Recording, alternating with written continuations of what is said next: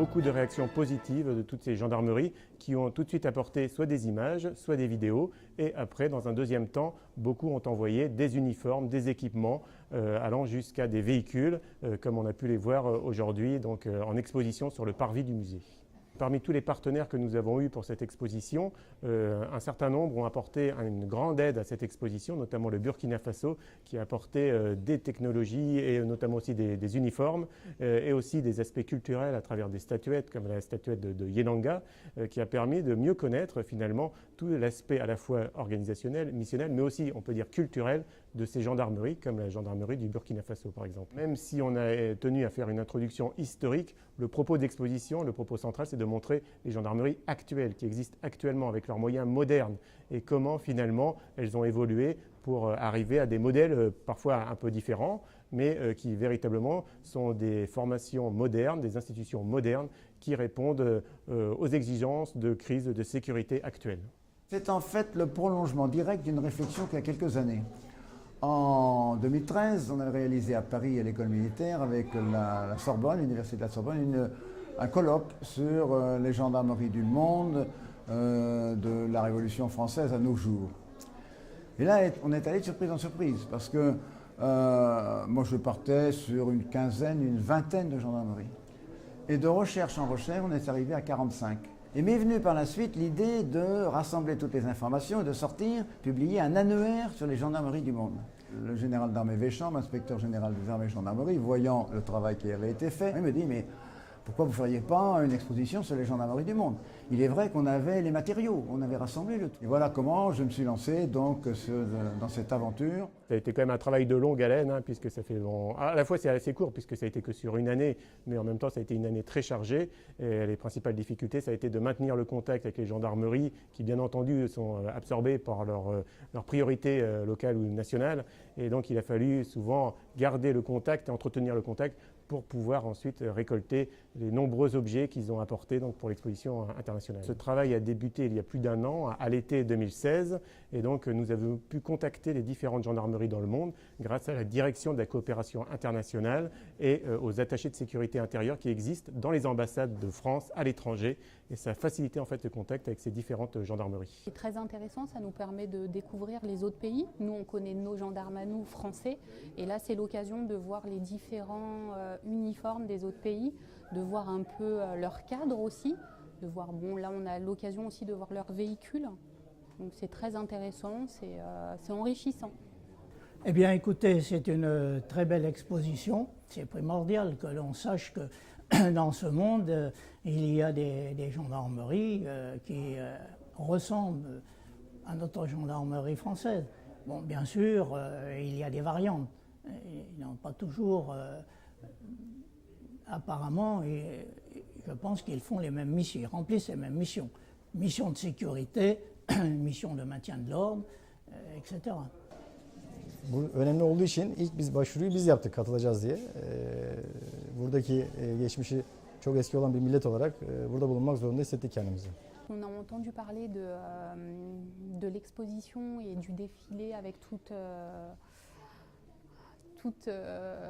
la gendarmerie, là c'est vraiment tous les pays qui vont être regroupés, donc c'est l'occasion de venir et puis de venir voir le musée.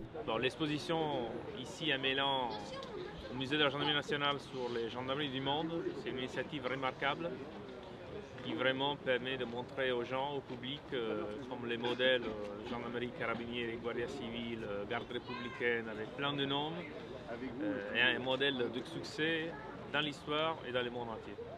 J'ai appris que la gendarmerie, il n'y en avait pas que en France, qu'il y avait d'autres facettes de la gendarmerie, qu'ils n'étaient pas juste sur le territoire français. Le public ne connaît pas forcément toute la variété et la richesse des missions de la gendarmerie.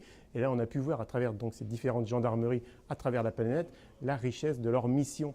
Des missions qui sont très variées, allant donc de la police judiciaire, missions de police de la route qui sont à peu près connues, mais aussi parfois des missions de secours aux victimes avec des unités spécialisées dans le secours aux victimes ou par rapport à des catastrophes naturelles ou des catastrophes technologiques. Par exemple aussi encore une fois avec le Burkina Faso qui a des unités spécialisées dans la recherche après des accidents qui peuvent intervenir en milieu urbain, par exemple après des explosions pour faire des investigations sur place.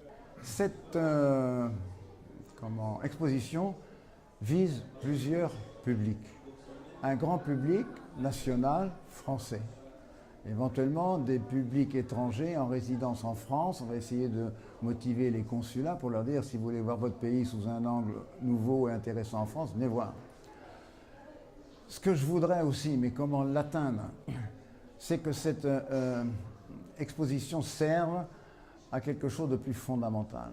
Les gendarmeries constituent un système de sécurité intérieure exceptionnel, particulièrement performant par rapport aux menaces d'aujourd'hui. Je ne suis pas certain que tous les politiques en France et ailleurs en soient convaincus. Je voudrais les convaincre en disant venez voir, on peut faire beaucoup plus et beaucoup mieux. J'ai découvert les drones, là je ne savais pas que ça existait, qu'il y avait aussi ceux qui étaient en recherche de victimes ou autres. Je ne savais pas qu'il y avait beaucoup de gendarmerie dans le monde. Moi, je voyais que la gendarmerie burkinabé, la gendarmerie française et les gendarmeries de l'Afrique francophone.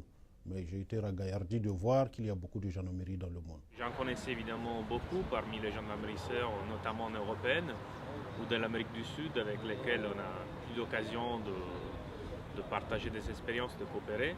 Mais j'étais franchement, moi aussi, étonné de découvrir aussi combien d'autres pays ont des gendarmeries. On apprend beaucoup. Hein. Aussi bien la gendarmerie française apprend de ses gendarmeries, et puis les gendarmeries africaines ou du monde, puisque c'est le thème des gendarmeries du monde, sont en symbiose avec nous. Bien sûr qu'aujourd'hui, il y a une nouvelle coopération qui s'installe. Je prends dans les pays limitrophes de l'océan Indien, je prends Madagascar par exemple, puisque je connais bien l'océan Indien, ils viennent faire des stages à La Réunion. Et il y a des contacts, échanges entre La Réunion et Madagascar. Aussi bien l'île Maurice. L'île Maurice, bien que ce ne soit pas une ancienne colonie française, il y a une gendarmerie qui est calquée sur le modèle français. La gendarmerie est une institution très très ancienne qui s'appelle au début prévôté, puis maréchaussée, et dont on peut concevoir l'histoire sous la forme suivante.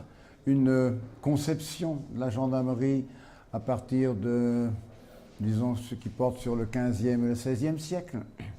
Une expérimentation, ou disons une adolescence au 18e, un baptême tardif mais en 1720, et puis un changement et une renaissance ou un nouveau nom de baptême en 1790 où la maréchaussée devient la gendarmerie nationale. Elle s'est répandue par vagues.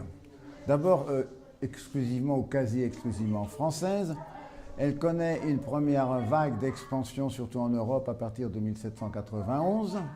Et puis une deuxième vague au milieu du 19e siècle, dans la perspective de l'apparition des nationalités.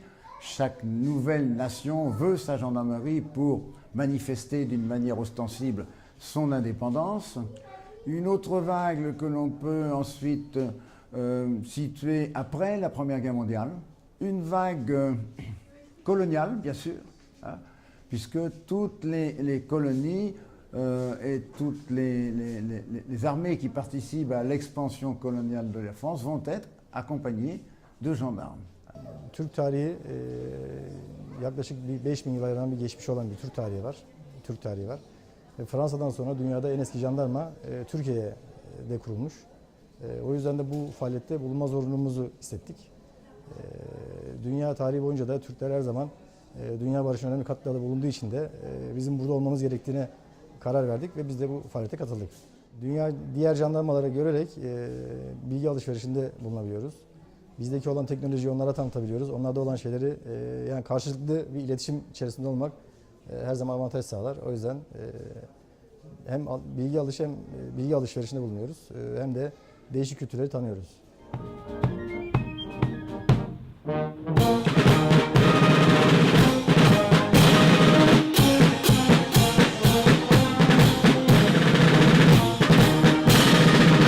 Là, on se sent, à travers cette approche, vraiment une véritable communauté de gendarmerie du monde.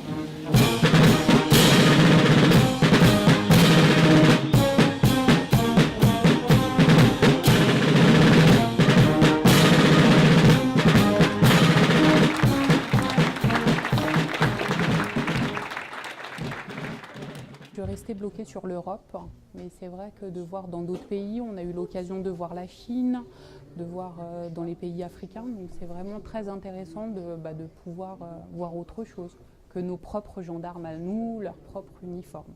On peut dire que maintenant, il y a comme des liens amicaux qui naissent entre les différents représentants des gendarmeries du monde, des liens qui ont déjà été commencés à être tissés à distance, si on peut dire, soit par le téléphone ou par Internet. Et maintenant, avec la présence des délégations étrangères, ça a permis de favoriser les rencontres et surtout de s'enrichir mutuellement. Et comme je dis aussi, l'intérêt de cette exposition, c'est de développer des partenariats pour le futur. C'était une bonne opportunité pour nous d'abord de faire connaître la gendarmerie du Burkina Faso. Et ensuite, avec le feedback que nous allons ramener au pays, les citoyens burkinabés aussi sauront que notre gendarmerie n'est pas la seule dans le monde. C'est vraiment bien de garder ce regard à l'histoire qui nous rassemble, mais aussi vers le futur, pour garder, parce qu'on est convaincu de l'efficacité de ce modèle de gendarmerie ou de police à statut militaire. Ça nous permet, nous en tant qu'Européens, de découvrir toutes ces... Parce qu'on est souvent bloqués, nous, sur notre pays. On ne s'ouvre pas assez aux autres et c'est très enrichissant d'aller voir un peu ce qui se passe ailleurs et ça nous permet de voir si dans ce musée, on était resté basé que sur la France, il n'y aurait peut-être pas cet impact aujourd'hui. C'était bien cette expérience et je pense que ça ne va pas rester sans suite. Oui, en faire une exposition permanente est une belle idée, mais le plus intéressant serait de pouvoir faire une exposition roulante. Aujourd'hui c'est la France, demain ça peut être un pays africain, après demain ça peut être la Turquie, ainsi de suite. Ce type d'exposition peut effectivement être exporté à travers le monde. Certains pays ont déjà montré leur intérêt pour accueillir éventuellement ce type d'exposition. Et je pense que c'est effectivement des projets qui peuvent être amenés à être discutés pour réaliser d'autres expositions semblables dans le monde ou des expositions sur d'autres thématiques, mais sur la dimension internationale, puisque la matière est riche en fait. Alors, est-ce qu'un gendarme est un gendarme? Est-ce qu'il y a un modèle de gendarme? En fait, ce qui a montré aussi cette exposition, c'est justement toujours la diversité, la variété des modèles. Il n'y a pas un modèle, il y a plusieurs modèles, mais des modèles qui partagent des organisations ou même aussi des valeurs communes. Et c'est ce qui rassemble un peu toutes ces gendarmeries dans le monde. Que vous preniez un gendarme du pôle Nord et un gendarme du pôle Sud, et ils auront la même manière de penser, la même manière de voir les phénomènes et la même manière d'appréhender les problèmes. Il y a un ADN gendarmique commun à toutes ces gendarmeries. Les gendarmeries sont des outils de construction de nation.